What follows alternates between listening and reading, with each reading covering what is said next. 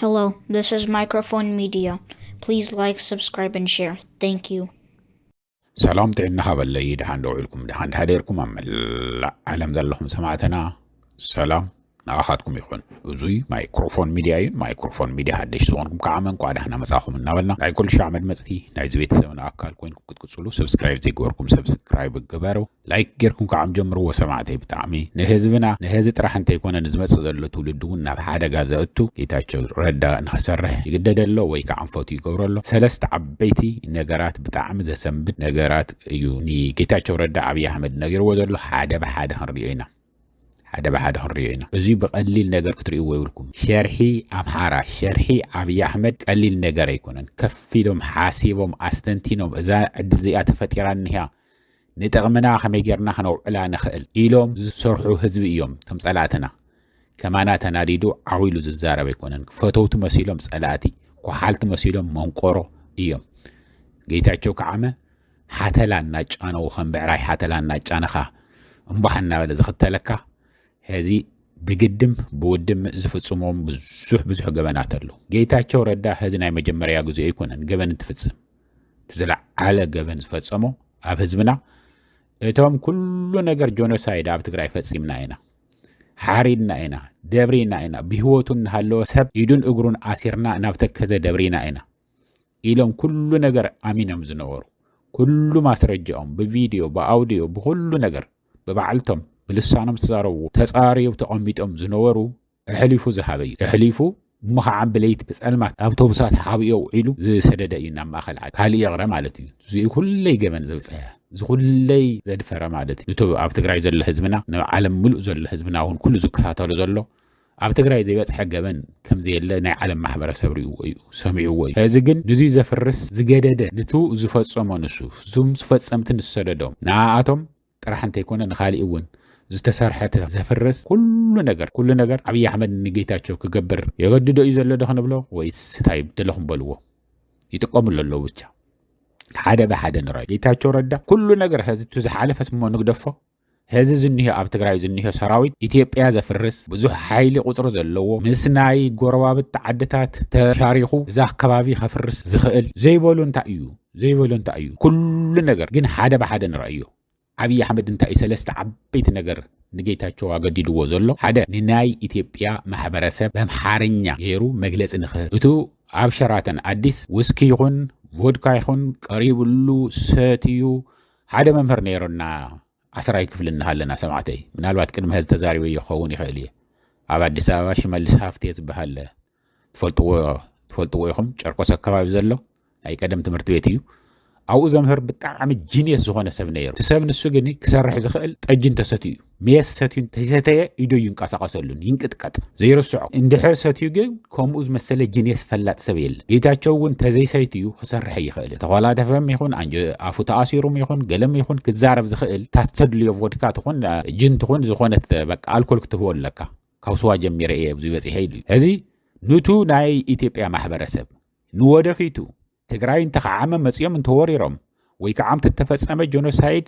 ኣብ ትግራይ ዝተፈጸመ ናይ ዓለም ለኸ ሚዲያታት ናይ ዓለም ለኸ ትካላት አረጋጊጸን ጆኖሳይድ ተፈጺሙ እዩ ኢሎም ኤትኒክ ክሌንሲንግ ተፈጺሙ እዩ ዋር ክራይም ተፈጺሙ እዩ ተባሂሉ ዝነበረ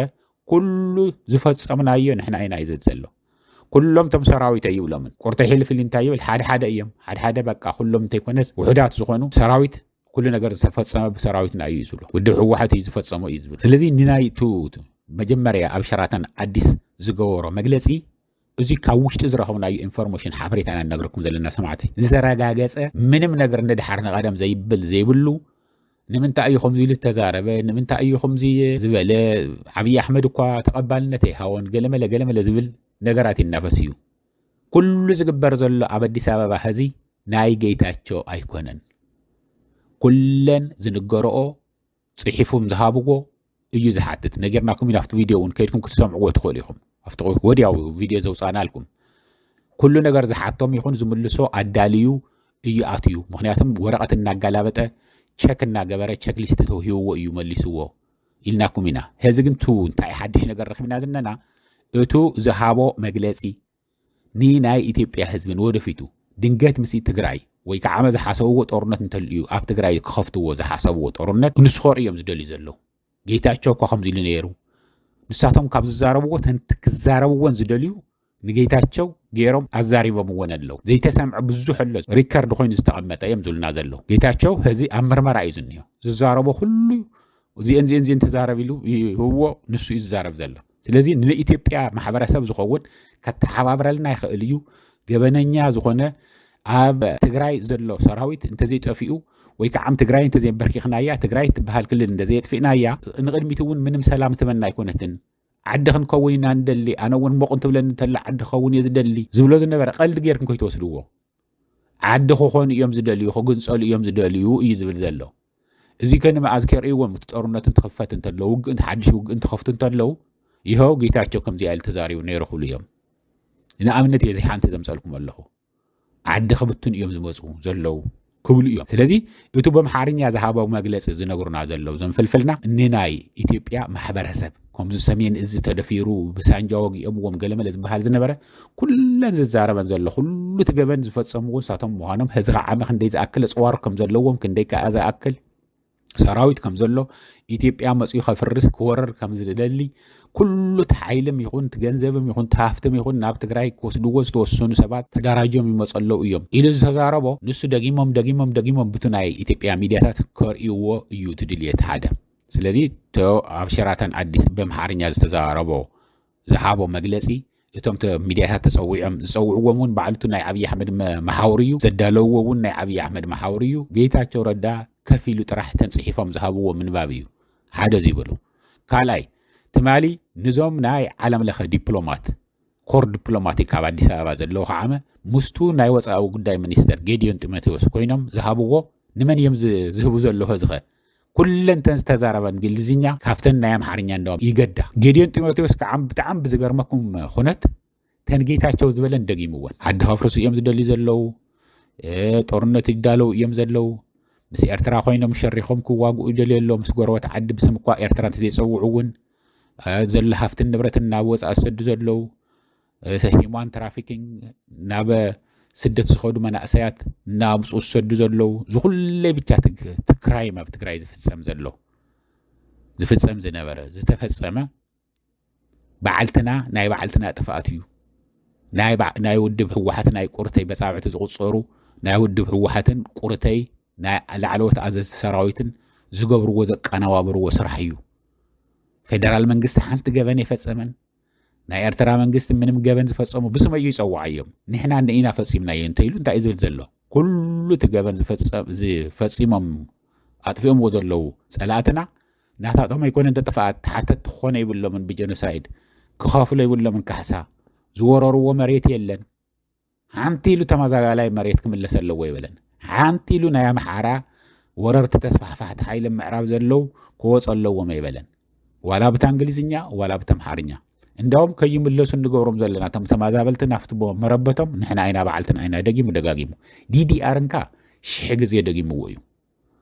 ዲዲኣር ክግበር ኣለዎ ክብተን ኣለዎ ሰራዊት ክብተን ኣለዎ እዚ ኩለይ መፃወድያ እዩ ኣብዪ ኣሕመድ ዝዘርግሕ ዘሎ ንናይ ኢትዮጵያ ማሕበረሰብ ንናይ ዓለም ለኸ ማሕበረሰብ ብዝርድኦ ቋንቋ ገይሩ ተዛሪብዎ እዩ ንክዛረብ ዘገደዶም ጌታቸውም ዝልፍልፍ ዘሎ ዘንብወድክኡ እናጨለጠ ንሱ ምዃኑ ተረዲእና ኣለና ትሳልሳይ ከዓመ ኣብ ዝሓለፈ እውን ናይ ሎሚ 2 መዓልቲ ድዮ ገለ ነጊረኩም እየ ጌታቸው ረዳ ሓሚመ እየ ኢሉ ነይሩ እዩ ህዝቢ እውን ሓሚሙ እዩ ዘሎ ብጣዕሚ ይሰቲ እዩ ዘሎ ኢሎምዎ ካብ መጠን ንላዕሊ ይሰቲ እዩ ዘሎ ይባሳጮ እዩ ዘሎ በቃ ተኺደ ዝበሃል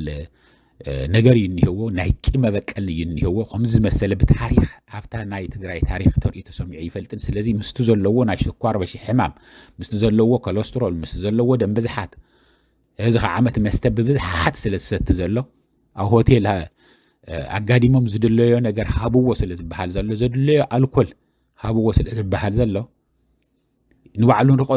ዝቐትሉ እዮም ዝዎ መርዚ እዮም ዝዎ ዘለዉ ኣብ መጨረሻ ኩለንተን ዘድልያ ሪከርድ ገይሮም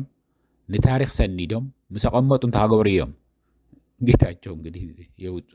ግን ንሕክምና ንዱባይ ከይደ ክሕከም በይዛኻትኩም ፍቐዱለይ ኢሉ ነይሩ ሎሚ እውን ጠይቑ ነይሩ ኣይኸውንን ዓሪፍካ ተቐምጥ ኣብዚኣ ኢኻ ከመይ ጌርካ ኣብዚኣ ቁስቁስካ ኣብ ትግራይ ዘሎ ፃሊእኻ نسخة كيدي تقدن سؤالك عارفك زبلناك نتزاربك أفتن ترسل زلها ترسخ إتويلنيو بدحري إخوان تايم كجورو أو سيام كدبريو مبر هذه عبز العالي حمام كم زلو جيتاچو ردا يتفايتو زلو እንኳን ጌታቸው ረዳ ንቶም ካልአት ምስኡ ዝኸዱ ኣብ ነገራችን ላይ ኣውዚና ሃለና ሰማዕተይ ብጣዕሚ ብዙሕ ሰብ ብዙሕ ዘረፋ ዘካየዱ ኔትወርክ ፈጢሮም ናይ ትእምት ትብሉ ፍቲ ጦርነት ግዜ ተሓተት ዝገብሮም ብዙሕ ነገር ዝፈጸሙ ምስኡ ዝሰርሑ ዝነበሩ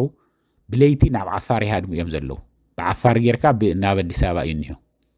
ብለይቲ ና ጽባሕ ንጎሆ ግን ንሳቶም እንታይ ክበጽሖም ከም ዝኽእል ኣይርድኦምን እዩ ንግዚኡ ግን ክጥቀመሎም እዮም ኩሎም ቶም ህዝቢ ዝኸዱ ዘለው ዓበይቲ ሰብ ስልጣን ዝነበሩ ፕሮፌሰራት ኢና ዝብሉ ዶክተራት ኢና ዝብሉ ወይ ከዓ ናይዚ ሓላፊ ናይዚ ክፍሊ እዚ ሓላፊ እዩ ነይሩ ዝበሃሉ ኢንተርቪው ክግበሩ እዮም እዚ ንሕና ንብሎ ዘለና ኣይኮነን ግምታዊ ኣይኮነን ዝዛረበኩም ዘለኹ ትዙ ሰማዕናዮ ካብ ውሽጢ ሰማዕናዮ ካብ ፍልፍልና ነገርኩም ዘለና ካብኡ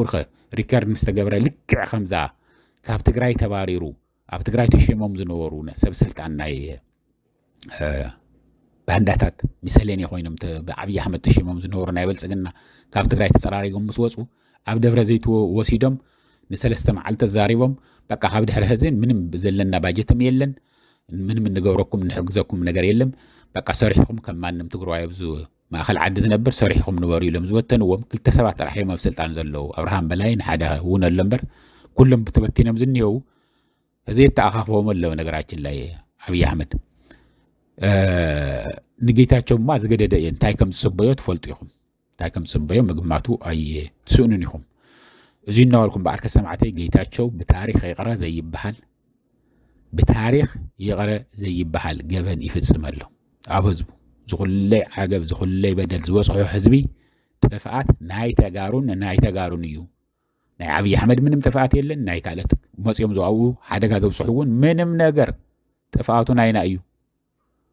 ኩለን ሓንትን ናይ ውድብ ሕወሓት እዩ ተቐባልነት ዘይብሉ ፍልጠት ዘይብሉ ክእለት ዘይብሉ ደንቆሮ ዝኾነ ተበታኒ ድሑር ንቅድሚት ዘይኸይድ ደጊሞው ንገድን ጦተሱን ክሳተን ደጊምዎን ብዙሕ ኣሎ እዚ ንምንታይ ብቱ ዝገበሮ ዘረባ እኮ ናይ 3 ደቂቃ ናይ 4 ደቂቃ እኮ ይኮነን ብቱ እንግሊዝኛ ነቶም ዲፕሎማት ንምንታይ ዘይተረየ ክረአይ ይደሊ እንድሓረ ክረአይ እዮም ዝደልይዎ ዘለው እቲ ናይ ዓለም ማሕበረሰብ ቶም ዲፕሎማታት ሰሚዖምዎ እዮም እያ ንናይ ኢትዮጵያ ህዝቢ ይኮነን እንግሊዝኛ ዝተዛረቦ ነቶም ዲፕሎማታት ንምእማን እዩ ጽባሕ ንጎ ሓደ ነገር ተተፈጠረ ወይ ከዓ ዝሓሰብዎ ዘሎ ዝኹለይ ሰራዊት ዘደራጅዎ ዝነበረ ንኤርትራ ክወግእ እየ ኢሉ ንትግራይ መጀመርያ ክንበርክ ክየኢሉ ክጅምር ይኽእል ካብ ጀሚርካ እኮ ኣውሮፕላናት እዚ ንመቐለ እንተስቀሪዱ እዩ ወይስ ውሕዳት እየን ዝኸዳ ዘሎ ኣይፈለጥኩን እምበር ለውጢ ከም ዘሎ ግን ሰሚዕ ኣለኹ እዛ ብደንበ ጻርየ ናባኻትኩም ከብላ እየ እዚ እናበልኩም በዓርከ ሰማዕተይ ንህዝቡ እዚ ኣህለን ንኽሻዕ ዝቕፅል ግዜ ሰላም ድሓን ዋዕሉ ድሓን ሕደሩ ቻው